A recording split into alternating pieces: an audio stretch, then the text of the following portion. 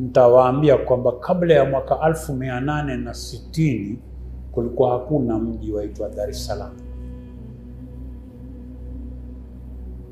Kulikuwa na maeneo ambayo walikuwa wakiishi watu, lakini maeneo matatu. Na nasema hivi, naona pana dharura kwa sababu najua shule hamfundishwi, misikitini hayazungumzwi, wala makanisani wala majumbani maneno haya hamwezi kuyasikia. Na ndipo palipo mapungufu katika jamii yetu na udhaifu, kwa sababu hatujijui twatoka wapi, tuko wapi na twenda wapi, kwenye mabano vipi. Tutaanza na jiji la Dar es Salaam, alafu nitarudi kwenye imada niifafanue, na nitawapa kwa ufupi. Kabla ya mwaka 1868, 1868, kulikuwa na sehemu tatu tu. Kuna sehemu inaitwa Kunduchi, Mbwamaji na Tindwa. Hakuna Dar es Salaam. Kila mji ulijitegemea, huku idadi ya wakazi wote kwa jumla haikuzidi watu 2000 kwenye maeneo matatu hayo. Katika miji mitatu hiyo, hii miwili Mbwamaji na Kunduchi ipo, ilibakia. Lakini hii Tindwa haikuweko. Kihistoria, yaliyosababishwa na mabadiliko na mapingilio ya mji mzima wa jiji uliweza kuwa ulimezwa na nguvu. Tukio kubwa wanavyosema wataalamu wa tarikhi lililotukia lilibadili mipangilio ya mji hiyo mitatu na kuzaliwa kwa jiji ambalo leo hii linafahamika kama Dar es Salaam. Na tukio hili lilitokea mwaka 1865 wakati Sultan Majid aliyekuwa mtawala wa Zanzibar aliponunua eneo kubwa la ardhi ya mji wa Tindwa iliyomilikiwa na Sharif Atas na Jumbe Tambaza, machifu wa Kimashomvi. Eneo hilo lilianzia bustani ya mnazi mmoja karibu na mnara wa saa unaoita Clock Tower mpaka Magogoni Ferry, mpaka kuwekea daraja la Selenda. Mwajua daraja la Selenda? Kutokezea Upanga, eneo hili lilikuwa ni shamba la Jumbe Tambaza.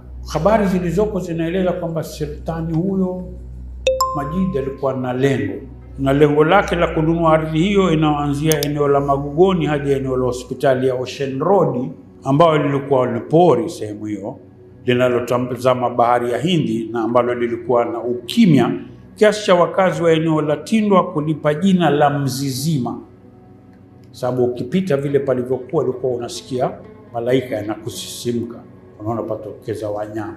Alinunua hilo eneo na kujenga majengo makubwa kwa ajili ya kufungua chuo ama shule ya kufundisha dini ya Kiislamu, kwa lengo la kueneza Uislamu kutokea hapo kuelekea maeneo mengine ya Mrima, Pwani na bara hadi Kongo na Burundi, na kwa watu wa nchi za ukanda wa Afrika Mashariki, Afrika ya Kusini na Afrika ya Kati.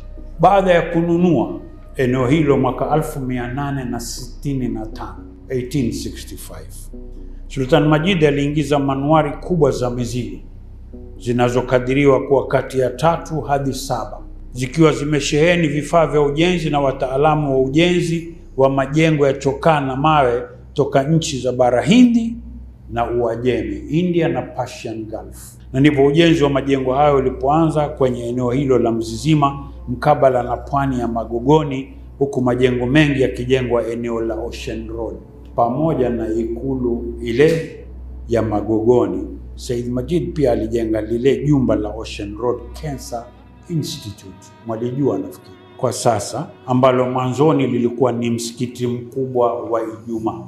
Mlikuwa mwajua kama msikiti mkubwa wa Jamia uko pale? Mpaka mufika umri huu hamjui msikiti mkubwa ulikuwa wapi Dar es Salaam.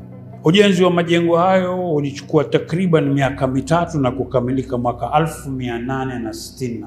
Na Sultan Majid mwenyewe alilipa jengo moja kubwa lilipo Magogoni hadi leo jina la Dar es Salaam, maneno ya Kiarabu yenye maana ya nyumba ya utulivu au nyumba ya amani.